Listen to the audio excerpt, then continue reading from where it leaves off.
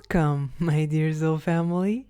I'm baking an apple pie for us since it suits today's theme. I'm also looking forward to doing a pick a card reading to see what your person believes home to be. But do keep in mind sometimes the cards pick up on your own energy. Meanwhile, let's contemplate how we build a sense of home and take a closer look at our fourth house. Home is connected to number 4 and the fourth chakra. It's what we hold dear to our hearts. Love and safety are the keywords here, since the heart chakra is well known for compassion, but often overlooked as a source of protection. The heart has even been recently documented as the strongest organ in the human body regarding the ability to generate electric and magnetic fields. It's also associated with the emperor in tarot, because as kingdoms grow, so does their need for structure and defense. Just look at nature.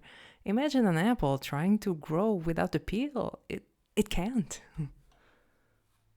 From this point of view, our sense of home is what we associate with love and with safety, what we care about and for. And this is different for everyone.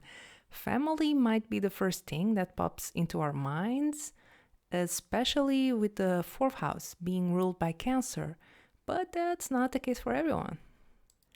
Cancer is indeed the sign that represents home. Hard on the outside, safety, mushy and soft on the inside, love. But especially in relationships, it's important to understand what our partner truly cares for. And there are infinite possibilities. For some people, it might be their work, traveling, pets, wealth, material trinkets, technology, communities, traditions, food, video games, dreams, or even their own mental fantasy world. The list is endless. Often it's not even conscious, it's subconscious. Some people might have concepts of home or attachments that are not so healthy, and that is okay. Our safety zone is what kept us safe and in control in the past. And the more we enter the growth zone, the more our concepts of love and safety will evolve and adjust themselves to a new lifestyle. To do so, we must push through our fear zone, our excuses, our low self esteem, as well as the grip of the opinions of others, and enter our learning zone, where we acquire new skills, deal with challenges, and move towards a sense of purpose. A purpose or a life's path is known to be the mix of what we love doing, what we are good at, what earns us income, and what the world needs. But please consider just how much just being is equally important. It's fun to find ways to balance both being and doing. The movie Soul is pretty good at explaining this. In astrology terms, what I observe so far is that the moon is in charge of our subconscious concept of home. Cancer and Taurus are also the mooniest signs. They absolutely love being comfy and often struggle with being overly nostalgic. The South Node, which represents our past life, as well as the asteroid Psyche, are also good indicators for what we may hold dear.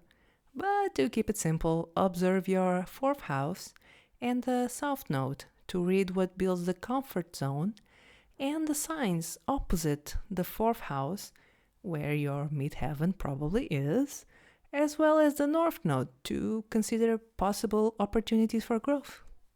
Astrology helps, but there are other ways to dive deep into ourselves. To help you figure out your person's concept of home, let's do a small pick a card reading and see what comes out. But do keep in mind, sometimes our own energy ricochets back at us. Group 1 will have the moon slice, Group 2 gets the heart slice, and Group 3 enjoys the star slice. Please go ahead and pick your pie.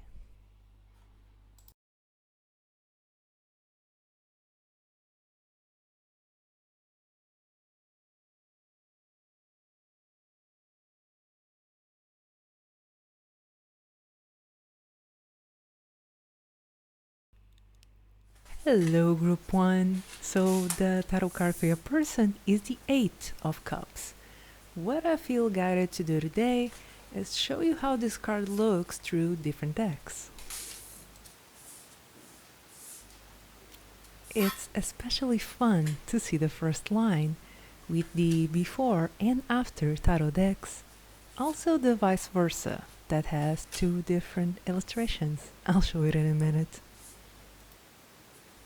The Eight of Cups is what happens when Saturn and its challenges strike Pisces, the mutable water sign. Pisces is a sign of being in flow with the universe. Therefore, it would never fight over a lost battle. It would accept that it's time to move away and let go, trusting that the unknown will bring better times than what is known. This is the origin of the card and possibly the essence of the person in question. It's also an 8, the number of rebirth, because this mentality leads to having many new lifestyles during one single lifetime. At some point during their growth, they possibly felt having a comfort zone based on the external world was not safe, which inspired them to develop their safe haven inside their own internal world, either in their minds or through a sense of being, possibly both, which is impressive and even healthy when not in excess. They don't have to be Pisces, but they do use introspection, imagination, and their intuition as defense mechanisms. This is someone that won't stay in jobs, cities, relationships, or situations that they feel toxic, imprisoning, or that no longer serves them. They have learned letting go works better and brings better results. Saturn brings Pisces down to earth, to the reality of what is around them. Lots of water here. They might have grown close to a river, lake, marsh, or pond, also mountains. With the moon and the Eight of Cups, I do get the feeling they might like stargazing. Pisces does rule the wilderness. This is a very curious soul because, unlike most people, their sense of safety comes from freedom, the ability to walk away when things don't feel right, which is almost an inverted chart because their growth zone possibly lies in learning to settle down and build a long-term home that is appropriate for their needs. So far, we discussed the Eight of Cups in normal vibrations. A reading needs to adapt regarding the energy of the person in question. The same cards, numbers, or birth charts will have a different meaning for each level of vibration, which can only be determined through intuition and discernment. It's perfectly normal for us to drop in vibration during troubling times, but consider that the energy of someone that is often toxic is very different from someone empathic, having a temporary low. In a low vibration, the Eight of Cups refers to someone that does not actually move away from what no longer serves them. Instead, they choose escapism methods, such as drinking. Neptune, the ruler of Pisces, actually rules addictions. For higher vibrations, it indicates self-discovery. It's an inward journey. The person might be abandoning old spiritual beliefs and lifestyles in search for a new and wiser path towards ascension. This is quite the deep reading. Let's get more cards.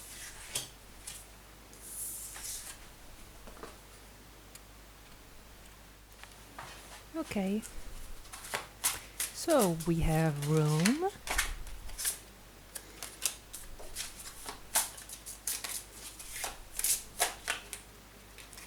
fifth,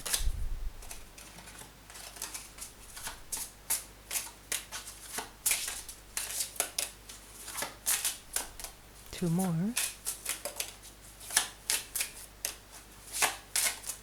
two more please,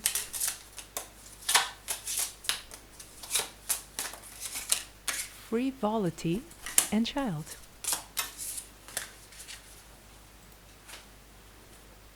Now, with the Vera Sibilla deck, it's very interesting that the first card is room, since I feel that it means that this person's sense of home in the external world are the rooms where they sleep in, not the house, not the place, not the people, the actual room. And faith is right next to it. So this might be someone that literally had problems with robberies or home invasions. But I actually feel that for most cases, it represents family members and roommates, thus regarding their privacy and their personal possessions. For frivolity, I don't think for a second that this person is frivolous. In fact, I feel it represents the people around them as they grew. They possibly consider their needs as something of little weight or importance. Even things like their right for privacy or not wanting to consume a certain type of food. So they learn not to wait for people to change, especially if they don't want to.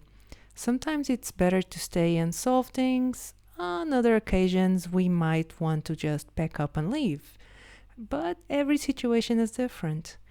They might also be a bit of a collector, with something not many people would understand, but to them is very special and dear to their hearts. With child, I sense it possibly represents them self-parenting. If the adults disregard their needs, they made sure to find ways to fulfill them themselves and keep their inner child happy. They might even still do it up to this day. The butterfly is actually a great symbol for this reading. They represent transmutation, rebirth, and they don't fight. They gracefully fly away to the next flower.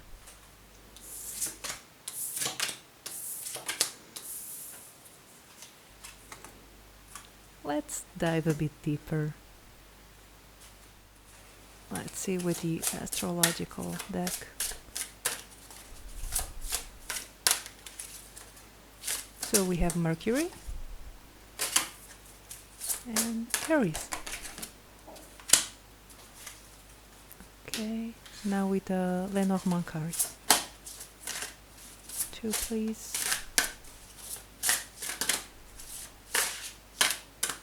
Two cards, please. Okay, we have dog and ring.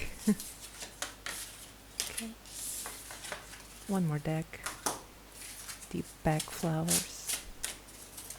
2 more cards, please. Okay, walnut. And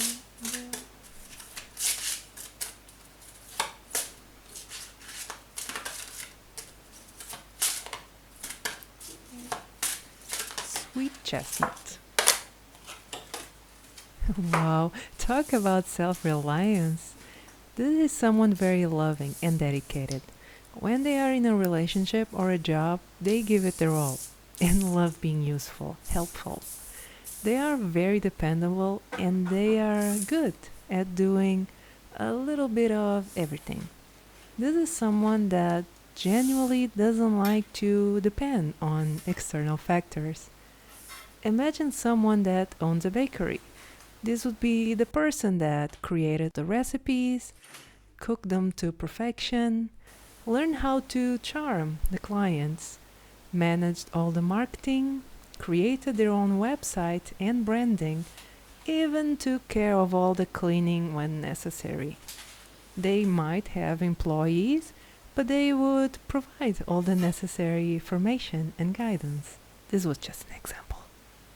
But if they discover that their efforts are being wasted, or if something is seriously wrong, they will start all over again somewhere else. This is someone that builds houses on solid ground, not on sand, including friendships and relationships. For the tutorial, I will now explain it card by card. Mercury is the planet of efficiency, communication, organization, and speed, That's why it's so associated with technology. It teaches us how to optimize our energy and how to focus on what truly matters. Aries is the sign of independence, self sufficiency, courage, assertivity, and bluntness. They tend to bring excitement to everything that they do. Everything that they build with passion. But they also have zero problems standing up fiercely for what they feel is right. If what they built was proven to be accidentally wrong and problematic, they will bring it down and start again. Both Mercury and Aries tend to be powerhouses of energy, and lack of patience might become a problem sometimes. Dog is the most loving and loyal of all Lenormand cards. Ever heard Hopelessly Devoted to You from Greece? It really explains all there is to know about this type of energy. Especially with ring as a pairing, which obviously means union, emotional connection, promises. This mix implies someone that seeks mutual support, dependable friends, trustworthy partners. They might have been too nice, trusting, anxious to please, or approval seeking, and now they have learned to only give 20 to people that also give 20. If people give them 10, they will give 10. 3 for 3. 15 for 15. Their best is reserved for companions that also put in their best. As for numerology, Dog is a 9, the number of both detachment and devotion, while Ring is a 7, contracts and connections. Plus, they might literally really love dogs and animal buddies in general. Walnut is a 33, a 6, the number of service to others and self improvement. This is a card that encourages moving forward and making changes in our lives with a sense of constancy. This is actually the equivalent to the Eight of Cups. It relates to accepting the need to do voluntary major life changes. Once again, be it a change in residence, in occupation, or in companionship. Sweet Chestnut is a 30, which breaks down to a 3, the number of joy and creation. This card encourages the positive potential of hope, the ability to face extreme feelings of hopeless despair with a clear mind, in order to turn things around, turn the darkness into light. This is someone very, very strong and resilient, but equally flexible and ever evolving. Their sense of home lies in whatever room they reside in, whichever business they are now creating. But they know nothing lasts forever. It reminds me of the monks that draw very intricate mandalas in sand with the purpose of blowing it all away after they finish. This way, they learn to appreciate the process, not the end result. This is a person dedicated to leveling up, so ironically, their growth zone might be to slow down and smell the roses. They also seem to be very romantic, so a home to them would be the relationship itself, the moments, the memories. But deep down, they do want to find where they belong, where they feel meant to be, and this is someone most definitely willing to go the distance for it. I think I'll end the reading here. So thank you, Group 1. I really enjoyed doing this for you. See you next time or on one of the other piles, if you feel driven to do so. Thank you. Bye. Greetings, Group 2. So the tarot card you selected was the Ace of Cups. What I feel guided to do today is show you how this card looks through different decks. It's especially fun to see the first line with the before and after tarot decks. Also the vice versa, that has two different illustrations. I'll show it in a bit. Not only is this the group with the heart, but the Ace of Cups is also the most loving card in tarot. It represents the waters inside the womb, conception, and the purity of the water element. Therefore, not only are we talking about someone very loving, but possibly a person with a deep connection to their parents, mostly the mother. The first 9 months of our life are spent in water, and subconsciously, we crave to relieve that primordial feeling of bliss, whether in the arms of a loved one or through swimming. This person is most definitely an empath, as well as someone that keeps to this day a good connection to their inner child, and possibly even what is known as a starseed. Since the aces are very pure, they represent each element in their original state, before any distortions. This is the ace of water, and therefore it's connected to Cancer, Pisces, and Scorpio. The easiest way to understand the water signs is to consider the ocean itself. Cancer is the surface of the sea, the sunlight zone, where crabs literally live, as well as most oceanic organisms we can name. Pisces is both the twilight and midnight zones, since it's a dual sign, two fishes. One is still somewhat illuminated and filled with life, the other is dark and mysterious, like the yin yang. Scorpio is the abyssal zone and beyond, known as the Hadal zone, a name derived from the realm of Hades, the Greek underworld. I wouldn't be surprised if one day we literally find a type of weird deep sea scorpion there. Who knows? Since as above as below, our minds have a similar structure, with Cancer as the conscious mind, Pisces being the subconscious, and Scorpio the unconscious. The Ace of Cups represents healing and filling our cups at all levels, which is why I believe this person is possibly a healer, be it an energy worker, a therapist, or just someone that really loves psychology. So far, we discussed the Ace of Cups in normal vibrations. A reading needs to adapt regarding the energy of the person in question. The same cards, numbers, or birth charts will have different meanings for each level of vibration, which can only be determined through intuition and discernment. It's perfectly normal for us to drop in vibration during troubling times, but consider that the energy of someone that is often toxic is very different from someone empathic, having a temporary low. In a low vibration, it indicates an upside down cup, someone too influenced by their lower urges. According to Freud, our primitive urges do not reach consciousness because they are unacceptable to our rational, conscious selves.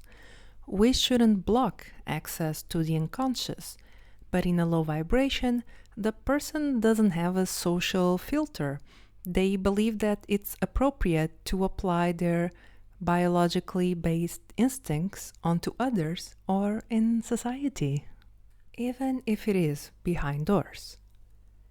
In a higher vibration, it refers to the ability to move past the conscious mind into the higher self through a loving connection to spirit and the universe, along with unlocking new gifts and psychic abilities.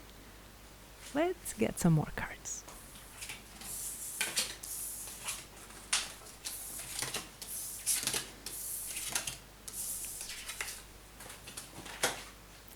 Let's get the Vera Sibilla deck. 4 cards, please. Love. Okay. Sights. Sweetheart.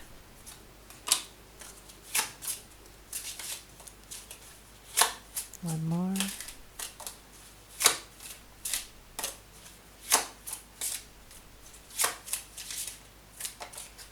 And haughtiness. Amazing group 2. you saw me shuffling. Your person got the heart, the ace of cups, and now love and sweetheart. With size here as well, I wouldn't be surprised if we are talking about a person with a strong Cancer influence in their charts. Also Venus, the planet of beauty and romance, and the asteroid Eros, for sure. This is truly a classic hopeless romantic. Someone interested only in soulmates and genuinely loving connections. They are also longing for a chance at a reunion with someone very dear to them. The person in this reading is too precious for the world we live in. With haughtiness, I just feel that people around them don't understand why this person keeps getting more and more blessings. They see it as being privileged, having it easy. They manage to see it in a sour, envious way. But I really do feel that it happens because we receive what we put out into the world. And this person spreads a lot of light wherever they go. A very powerful heart chakra indeed. They probably deal with people that believe their happiness, good intentions, and self confidence are fake, like a peacock, which is clearly projection. Not even peacocks are fake. They are genuinely majestic and impressive. For some reason, every time I see one, they start chasing me and doing their feather dance. I'm grateful for the display. It's just a bit awkward. As for a sense of home, traditional and cozy, possibly filled with endearing baubles, inherited furniture and tableware, as well as picture frames, all of them with an emotional background. Also pets. This is definitely someone that grew with an animal best friend or two. Not someone materialistic, but a person that keeps everything that has a good memory or a story behind it. Speaking from experience, if you ever need them to replace or remove something, explain that these objects should be donated to people that need them and will value them even more instead of staying and gaining dust. It might work, no promises. Above all, their sense of home is a loving environment, free of any abuse or toxicity, preferably filled with elements that provide romantic memories, like fireplaces and porch rocking chairs. It's all about the moments, not owning things. If they can, they will prefer building or making everything themselves. Also, home cooked meals. I'm very curious to see more cards. Let's get the astrological card deck first. 2 cards, please.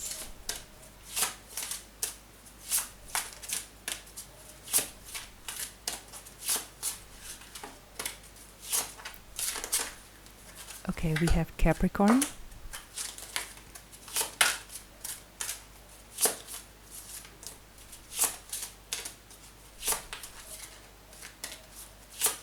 and Aquarius. Now I'm gonna get the Lenormand.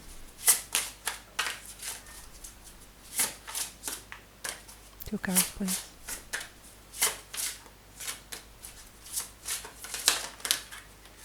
Ship, number 3.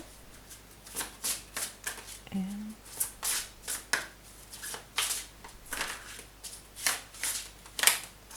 Snake, number 7. I'm still gonna do the back flowers. I'll get them in a second. Okay, 2 cards, please.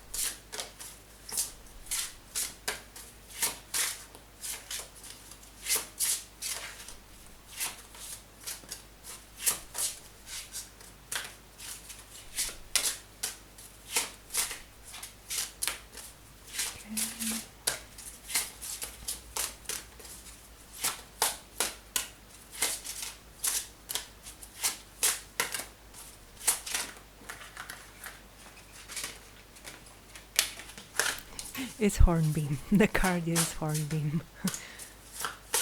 Let's see the last one.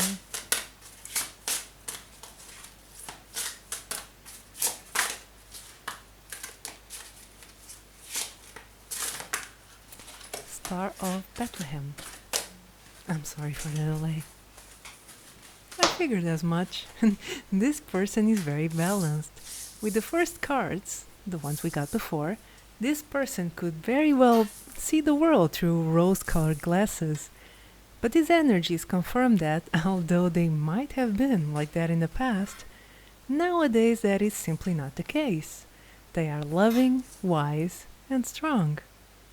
For the tutorial, I will now explain it card by card. Capricorn is a sign of hard work, putting in the effort, going after goals.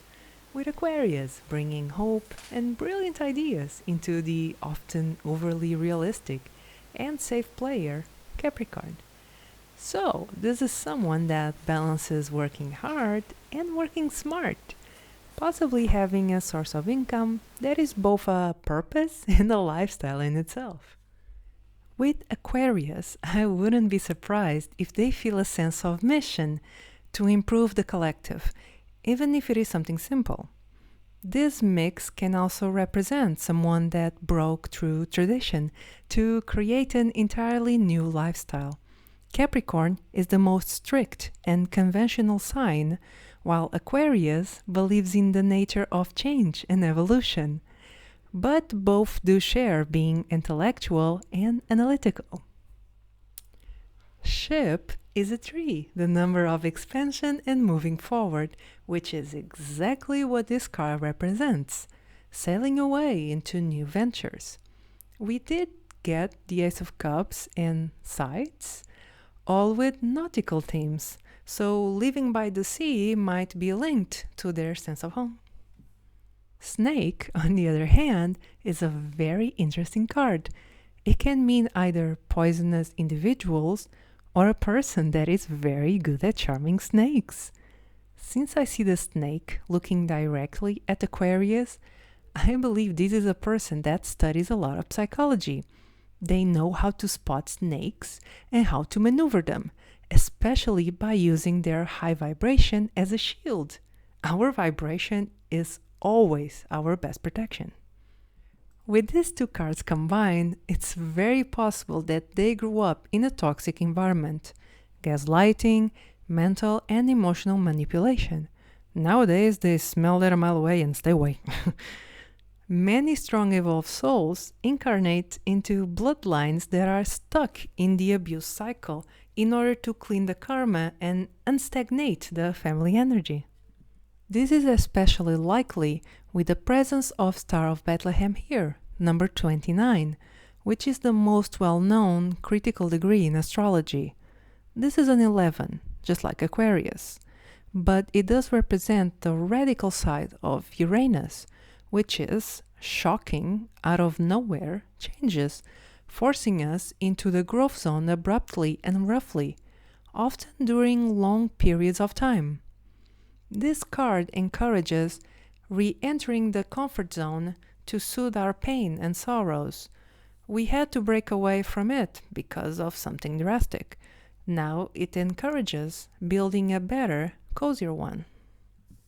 Hornbeam is a 17, therefore an 8, and it's the card of procrastination, more specifically, the feeling of not wanting to carry on with our duties.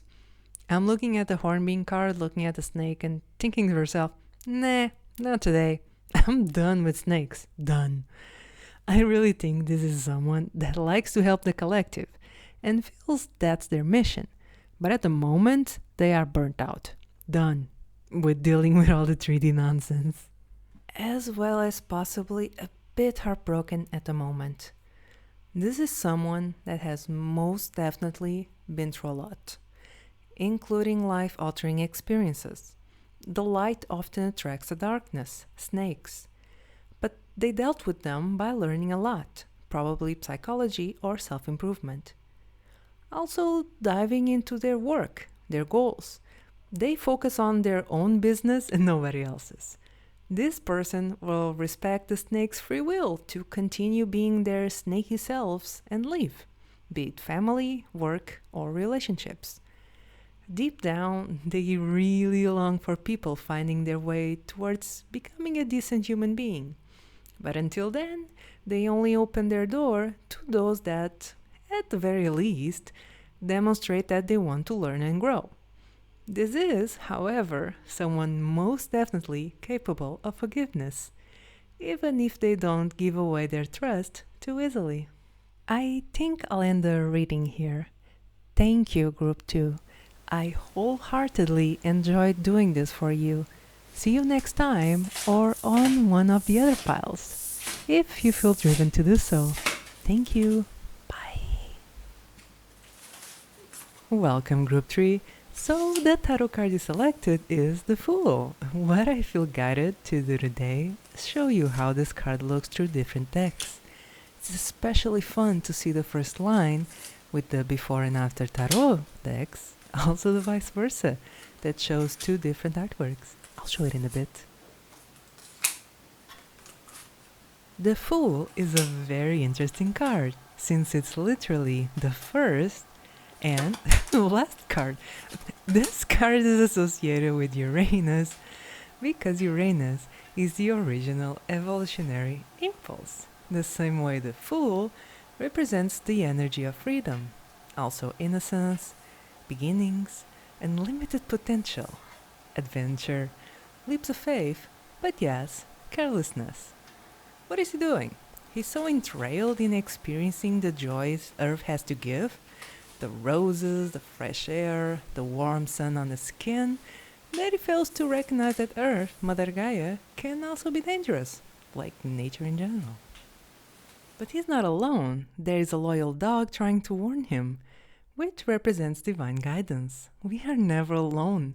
We are a part of the universe, and the universe is a part of us. It's just hard to perceive this clearly. This person might have very, very strong and powerful spirit guides. I'm not sure if they are aware of them, but they are very protected and blessed. However, we have free will. We may get warnings and tips, but it's up to us to listen to them or not. I love that in the After Tarot, even after he fell, he's still not worried, smelling the rose. He represents enjoying the present moment, regardless of the situation.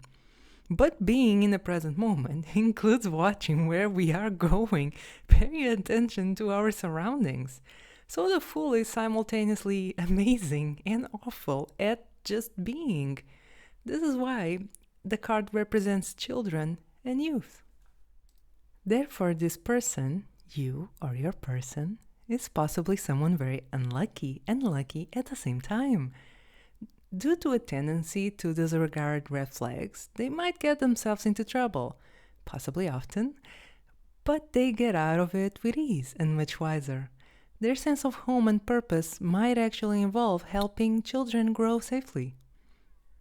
So far, we discussed the Fool in normal vibrations. A reading needs to adapt regarding the energy of the person in question. The same cards, numbers, or birth charts will have different meanings for each level of vibration, which can only be determined through intuition and discernment. It's perfectly normal for us to drop in vibration during troubling times, but consider that the energy of someone that is often toxic is very different from someone empathic, having a temporary low. In a low vibration, the Fool indicates a reckless individual, someone with total disregard of the consequences of their actions and the well-being of others, often putting themselves and those around them at risk. In a high vibration, it refers to someone very mature that completed or is about to complete the Fool's journey through the major arcana. Therefore, a person that is about to begin an entirely new spiritual path that has nothing to do with the last one, a whole new adventure. Let's get some more cards. Now with the Vera Sibilla deck. 4 cards, please. Okay, we have Frivolity.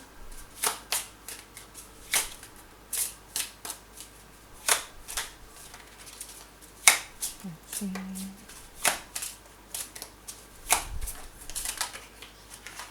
Child.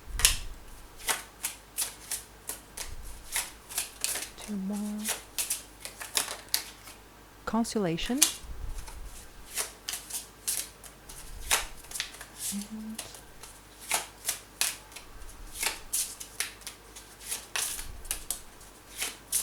final card. Dot.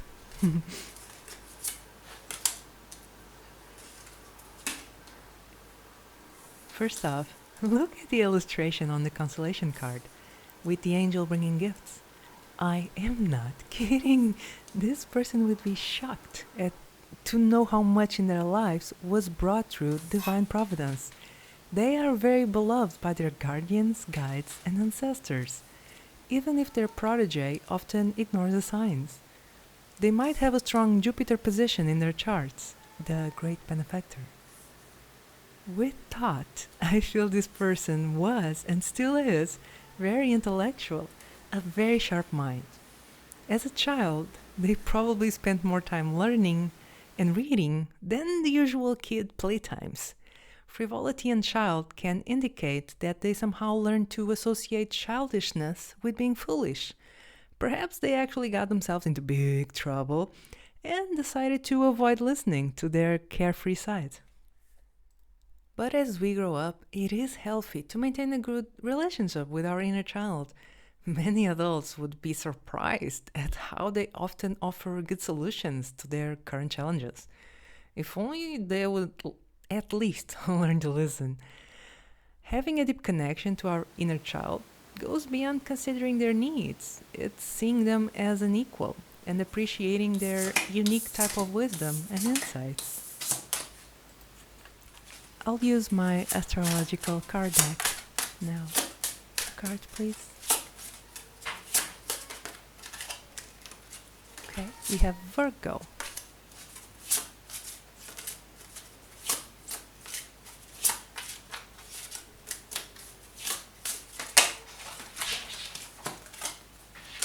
And Mars.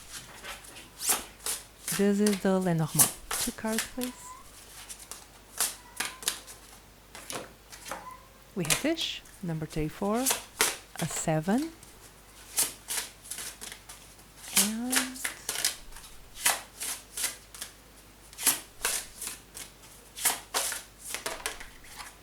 Whip, number 11.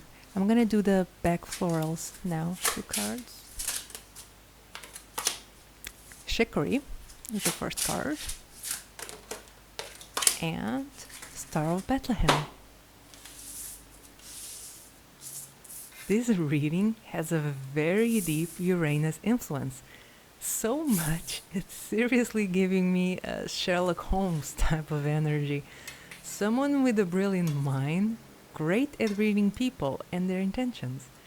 An impressive person in general, one of a kind, but troubled when it comes to emotions and having patience. Now that I think of it, the Thought card even has a skull as decor.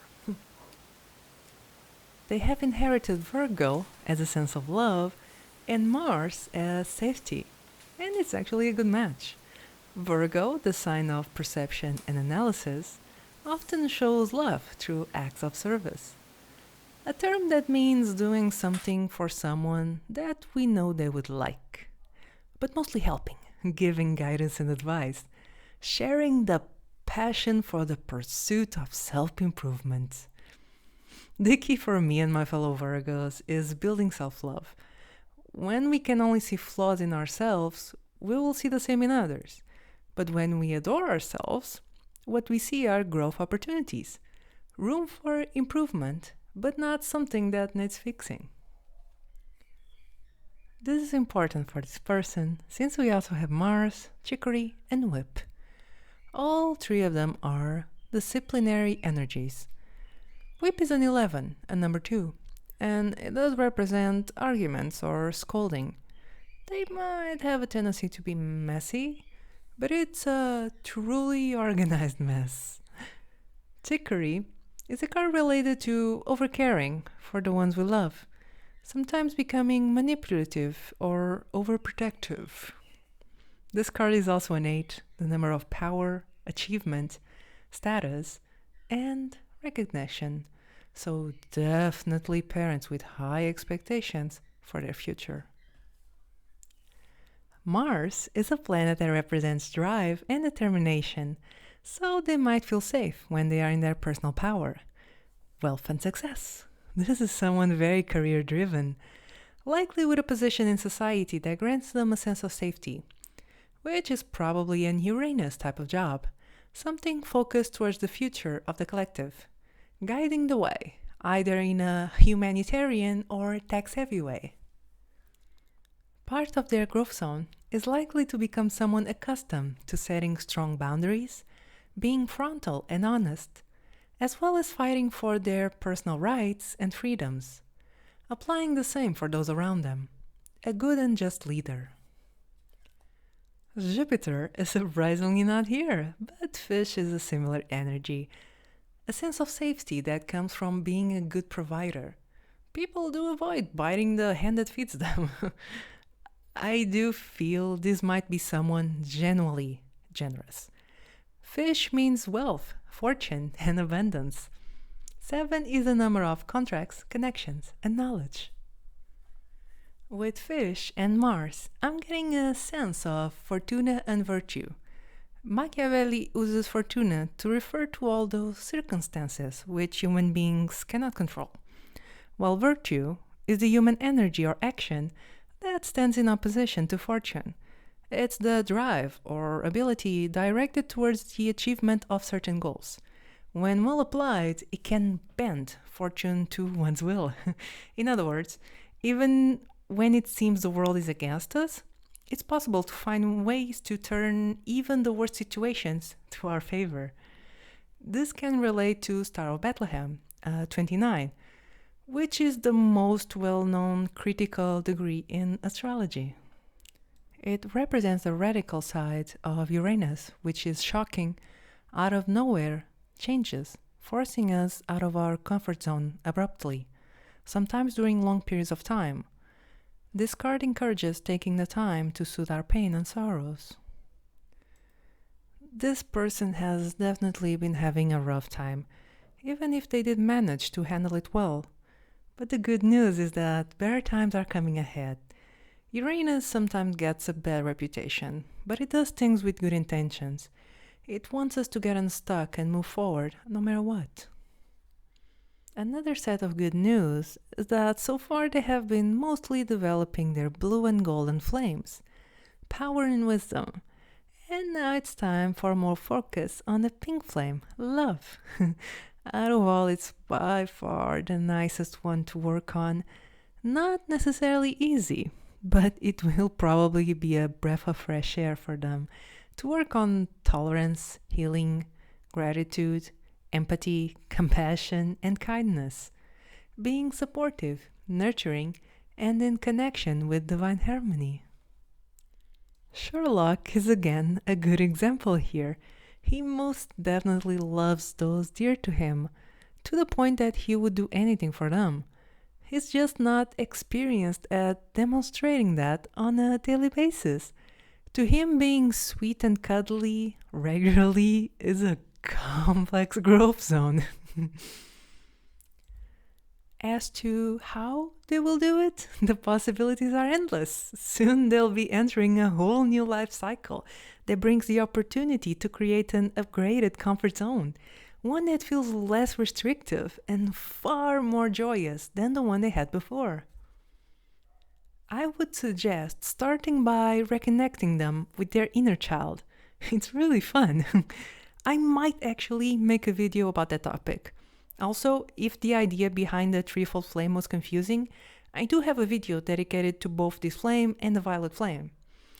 I think I'll end the reading here. Thank you so much, Group 3. I really enjoyed doing this for you. See you next time, or on one of the other piles, if you feel driven to do so. Thank you. Goodbye.